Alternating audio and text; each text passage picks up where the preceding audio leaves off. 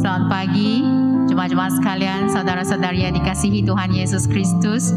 Bersyukur sekali lagi kita pada pagi yang indah ini bertemu kembali dalam channel Saluran Bangkit SCSC pada hari yang ke-6. Sekali lagi kita diberikan nafas kehidupan pada pagi ini untuk memuji-Mu Tuhan. Mari kita angkatkan lagu Pribadi yang Mengenal Hatiku.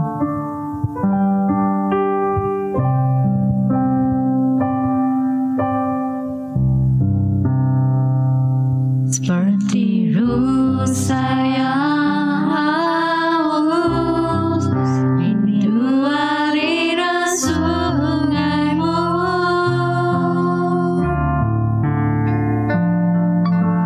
Hatiku tak tahan menunggu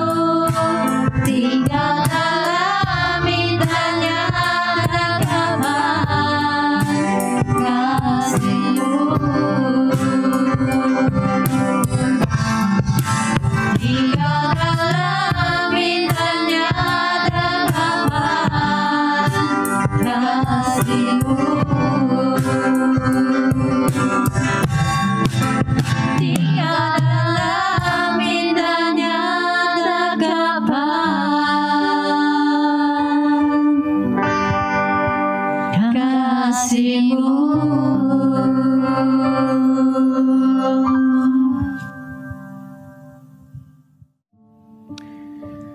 Shalom, selamat berjumpa kembali dalam saluran bangkit SCSC. Pagi ini kita akan terus merenungkan firman Tuhan dengan tajuk Jagalah hatimu lebih daripada segalanya. Jagalah hatimu lebih daripada segalanya. Teks Alkitab yang akan dipetik daripada kitab Amsal bab 4 ayat 23. Amsal bab 4 ayat 23. Saya akan bacakan dalam kedua terjemahan bahasa Malaysia dengan Alkitab versi Borneo. Berhati-hatilah tentang apa yang kamu fikirkan, kerana pemikiranmu menentukan hidupmu. Alkitab versi Borneo. Jagalah hatimu lebih daripada segalanya, kerana dari situlah terpancar mata air kehidupan. Jagalah hatimu lebih daripada segalanya, kerana dari situlah terpancar mata air kehidupan. Saudara-saudari yang dikasihi, adakah sesuatu benda ataupun perkara yang memikat hatimu ataupun sentiasa menarik perhatianmu? Orang Kristian yang hidup di dunia ini memang sentiasa dikelilingi dengan benda-benda ataupun perkara-perkara yang memikat hati kita dan juga yang cuba untuk menarik perhatian kita ataupun pandangan kita daripada Tuhan. Contohnya seperti telefon pintar, media-media sosial, internet, kekayaan ataupun kenikmatan material dan sebagainya. Banyak benda yang akan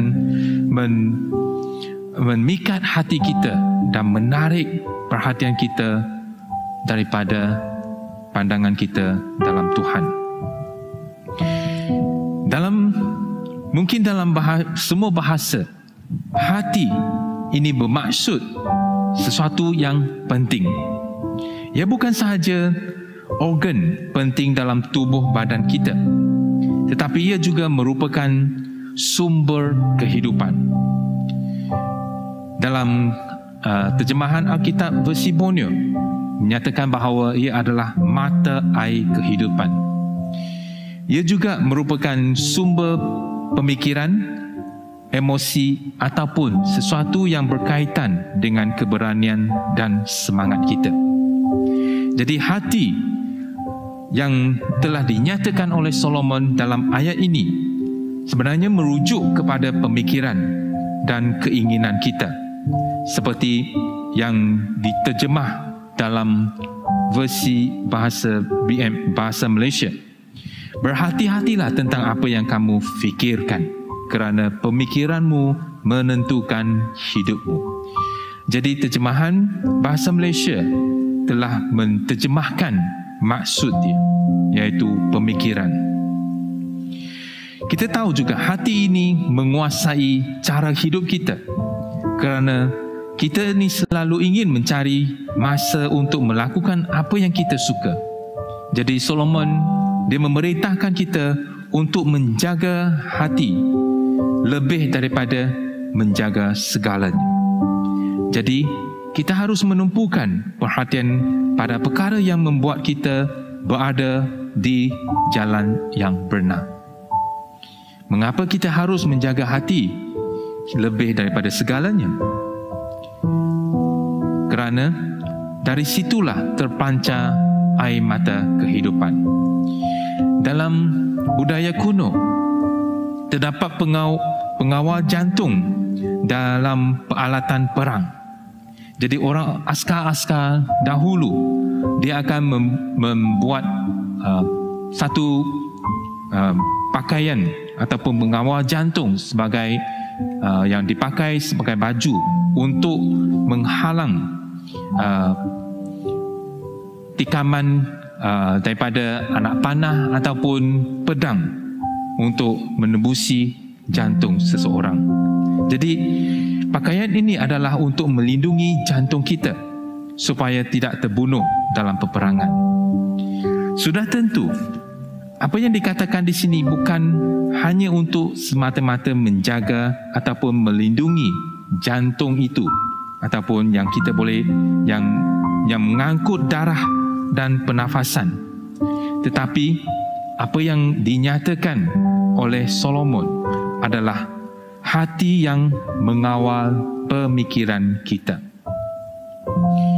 Ketika Yesus bertemu dengan orang Farisi dan guru Taurat, mereka menuduh muridnya bahawa mereka tidak menurut adat istiadat nenek moyang mereka. Mereka makan tanpa mencuci tangan. Jadi selepas Yesus menjawab mereka, lalu dia menerangkan hal-hal yang menajiskan orang, iaitu apa yang keluar dari mulut, itulah yang menajiskan kita. Dalam catatan Injil Matius bab 15 ayat 17, bab 15 ayat 17 hingga ayat 19, Yesus kata, Tidakkah kamu mengerti apa yang masuk ke dalam mulut seseorang turun ke dalam perut lalu keluar lagi? Tetapi apa yang keluar dari mulut berasal dari hati, dan hal-hal inilah yang menajiskan orang. Dari hatilah timbul fikiran jahat yang menyebabkan seseorang membunuh, berzina, berbuat cabul, merompak, memberikan kesaksian palsu dan menfitnah. Sekali lagi, ketika Yesus dituduh bahawa dia melakukan mukjizat, iaitu dia mengusir roh jahat dengan kuasa roh jahat Beelzebul, Yesus juga mendedahkan muslihat niat-niat ataupun niat-niat jahat ataupun pemikiran orang Farisi. Dalam Injil Matius bab 12 ayat 34 hingga 35, Yesus berkata, "Hai kamu orang jahat, bagaimanakah kamu dapat mengatakan perkara-perkara baik padahal kamu ini jahat? Orang mengucapkan apa yang terkandung di dalam hati. Seorang yang baik mengeluarkan perkara-perkara baik kerana hatinya penuh kebaikan. Seorang yang jahat mengeluarkan perkara-perkara jahat kerana hatinya penuh kejahatan." Memang jelas kita boleh nampak dalam catatan ini. Apa yang Yesus maksudkan di sini, hati yang dirujuk ini adalah dia juga menyatakan bahawa kalau pokok yang menghasilkan buah, pokok yang baik akan mengeluarkan ataupun menghasilkan buah yang baik. Pokok yang tidak baik akan menghasilkan buah yang tidak baik. Jadi Yesus menegur orang-orang Farisi ini bahawa jika hati mereka penuh dengan kebaikan, mereka apa yang mereka fikirkan, apa yang mereka lakukan, semua itu adalah baik. Sebaliknya, kalau hati mereka penuh dengan kejahatan, jadi apa yang mereka lakukan dan fikirkan itu adalah jahat. Disebabkan hati kita yang menguasai pemikiran dan kesemua tindakan kita, patutlah kita menjaganya dengan baik lebih daripada menjaga segalanya. Jadi, untuk menjaga hati kita dengan baik dan berkesan, kita perlukan dasar iman yang kukuh, iaitu mengenal firman Tuhan dengan lebih mendalam lagi. Jadi untuk kita mengenal firman Tuhan dengan lebih mendalam, kita perlukan pemerhatian yang tertumpu, pendengaran yang jelas, ataupun kita harus mempunyai telinga yang peka, pemikiran yang terbuka. Contoh, dalam Mazmur 119 yang mengandungi 176 ayat adalah satu mazmur ataupun sebuah mazmur yang baik untuk membantu kita mengenal firman Tuhan ataupun mendalami firman Tuhan. Jadi Mazmur 119 ini adalah satu permulaan yang baik. Kalau boleh, kita boleh membacanya setiap kali. Alkitab juga berkata dalam kitab Pengkhotbah bab 10 ayat 2, hati orang bijaksana memimpin ke arah yang betul. Dalam terjemahan lain menyatakan bahawa di sebelah kanan. Tetapi hati orang bodoh menjurus ke jalan yang salah. Dalam terjemahan lain menyatakan bahawa di sebelah kiri. Walaupun hati orang berada di sebelah kiri, jadi semua orang adalah dikira bodoh. Tapi ini hanyalah bermaksud bahawa hati orang bijak ni berfikiran apa yang betul, dan hati orang bodoh berfikir yang jahat. Jadi apa yang mereka fikirkan dalam hati mereka, mereka juga akan melakukan perkara yang sama. Apa yang difikirkan dalam hati mereka, mulut mereka bercakap dan melakukannya. Jadi hati adalah paling penting. Jadi itulah sebabnya kita harus menjaganya. Paulus juga menasihatkan orang-orang kudus dalam gereja Filipi. Dia memberitahu mereka apa yang harus mereka fikirkan.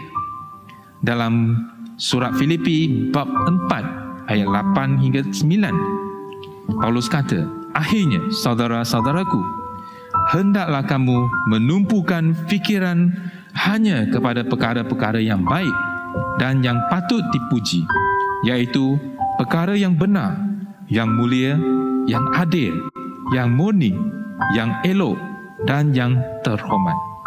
Lakukanlah apa yang telah kamu pelajari dan terima daripadaku, baik kata-kata maupun perbuatanku. Allah yang mengurniai kita kesejahteraan akan menyertai kamu. Jadi di sini memang jelas menunjukkan hubungan antara pemikiran dan tindakan. Apa yang difikirkan dalam fikiran manusia menentukan hala tujunya. Dan apabila tiba masa tertentu, ia akan bertindak melalui perbuatannya. Jadi mengikuti teladan yang baik, berfikiran yang baik adalah perkara ataupun tindakan mengasihi Tuhan. Dan Tuhan akan menyertainya. Oleh kerana hati adalah sumber tindakan kita. Jika sumbernya menjadi keruh ataupun kotor, aliran air tidak akan jernih. Jika sumbernya pahit, pasti air akan menderita apabila ia mengalir keluar. Atas sebab inilah, jadi kita harus menjaga hati kita lebih daripada segalanya. Saudara-saudari sekalian, bagaimana kita dapat menjaga hati kita? Ada orang beranggapan bahawa kita boleh mengosongkan minda tanpa satu benda dan tanpa dicemari dengan satu debu pun.